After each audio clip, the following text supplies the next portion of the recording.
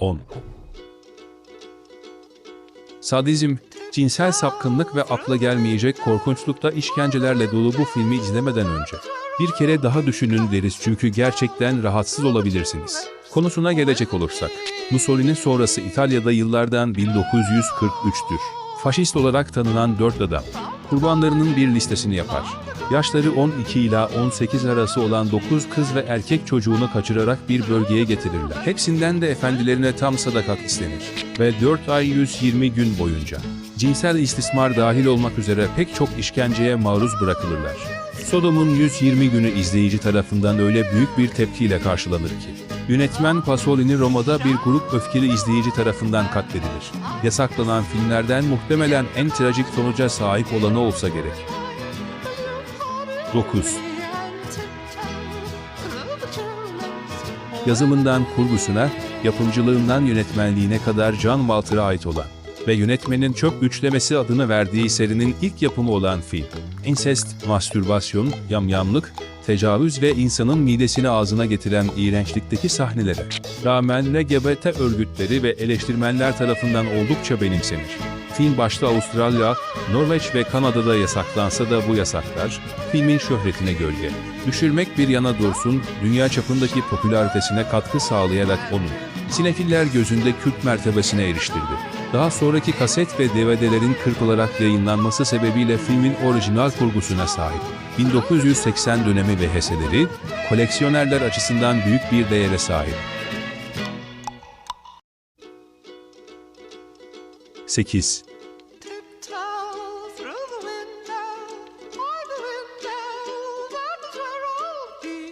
Otomatik Portakal, şiddet bağımlısı gençlerden kurulu bir çetenin çevrelerine saçtığı dehşet ve korkuyu işleyerek bir korku imparatorluğunun resmini çizmektedir. Çetenin lideri Alex, işler çığırından çıkınca yakalanır ve gözaltına alınır. Ama hapse atılmaz. Cezası bir şiddet deneyine kobay olarak kullanılmak olur. Bu deney insanoğlu ve şiddet kavramı arasındaki ilişkiyi ortaya koyma amaçlıdır. Ama deneyin kendisi de bir o kadar insan doğasına aykırıdır.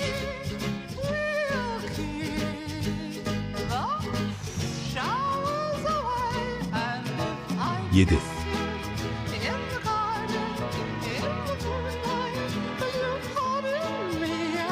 Tutkulu bir kadın yazar, 4 adam tarafından tecavüz edilir, işkence görür ve ölüme terk edilir.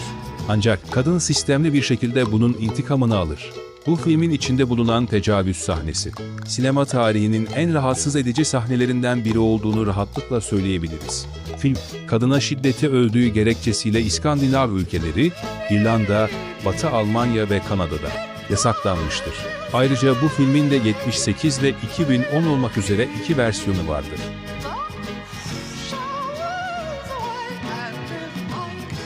6.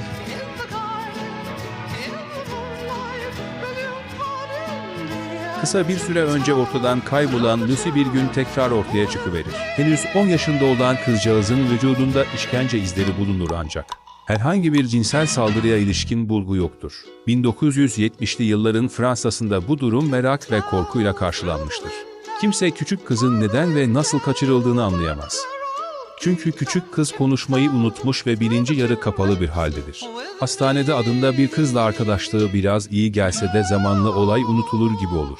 Ancak aradan geçen 15 koca yıl sonra ilginç bir gelişme yaşanır. Sıradan bir ailenin kapısı çalar. Evin babası kapıyı açar ve elinde av tüfeğiyle bekleyen Lucy'yi karşısında bulur. İşkencecisini bulduğuna ikna olan Lucy tetiği çeker. Hit Fransız korku filmi, sert sahneleri kadar farklı bir kurguya sahip olan senaryosuyla da ilgi çekiyor. 5.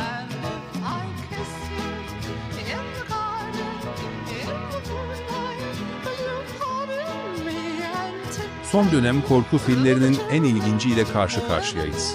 Filmde hastalıklı bir beyne sahip Doktor Hitler'in Nazi doktorlarını dahi kıskandıracak bir fikrinin insanları boşaltım sistemleriyle birbirine bağlayarak insan yapımı, bir kırkayak yapma fikrinin gerçekleşmesine tanık oluyoruz.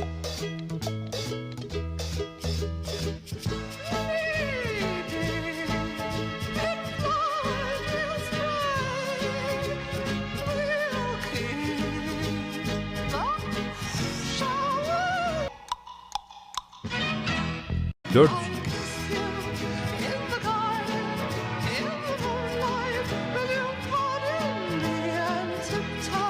1932 tarihli, ucubeler daha gösterime girmeden büyük bir kıyıma uğrar.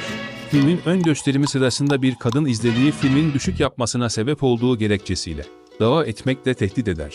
Bu tehdit karşısında yapımcı firma, orijinal süresi 90 dakikayı bulan filmi kırparak 64 dakikaya indirir. Bu kesintiye rağmen film, fiziksel deformasyona sahip gerçek sirk çalışanları kullanılması sebebiyle gösterime girdiği yıl büyük tepki alır. Filmin rahatsız edici görselliğinden dolayı pek çok izleyiciye salonu terk eder ya da filmi izlerken fenalık geçirir. Film tam 30 yıl boyunca İngiltere'de yasaklı kalsa da sonunda 1960'lı yıllarda yeniden keşfedilir ve kendi yarattığı bir alt türün tek ve en iyi örneği olarak sinema klasikleri arasındaki yerini alır. Filmin kesilen 30 dakikalık bölümü ise ne yazık ki yıllar içerisinde kaybolur.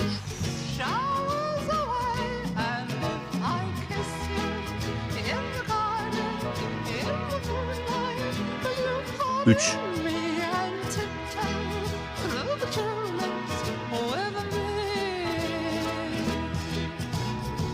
Gösterime girdiği 1980 yılında içerdiği vahşet, tecavüz ve gerçek hayvan katliamı sahneleriyle büyük tepki toplamıştır. Bazı cinayet ve tecavüz sahnelerinin gerçek sanılması üzerine yönetmen tutuklanmış, ardından yönetmenin polisleri filmin oyuncularla tanıştırmasının ardından salıverilmiştir. İtalya, Avustralya ve daha pek çok ülkede yasaklanan filmin yasağı, bazı ülkelerde ilerleyen yıllarda kaldırılsa da, halen çoğu ülkede yayınlanmamakta ve ev sineması için herhangi bir platformda üretilmemektedir.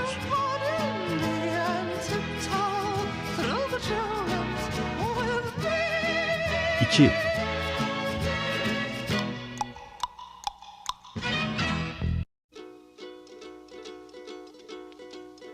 Tutkulu bir kadın yazar, 4 adam tarafından tecavüz edilir, işkence görür ve ölüme terk edilir. Ancak kadın sistemli bir şekilde bunun intikamını alır. Bu filmin içinde bulunan tecavüz sahnesi, sinema tarihinin en rahatsız edici sahnelerinden biri olduğunu rahatlıkla söylenir. Film, kadına şiddeti övdüğü gerekçesiyle İskandinav ülkeleri, İrlanda, Batı Almanya ve Kanada'da yasaklanmıştır. Ayrıca bu filmin de 78 ve 2010 olmak üzere 2 versiyonu vardır.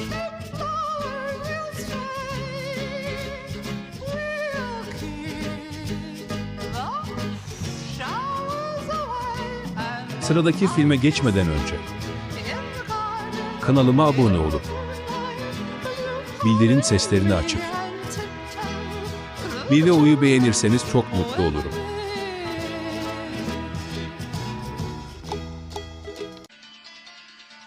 Bir.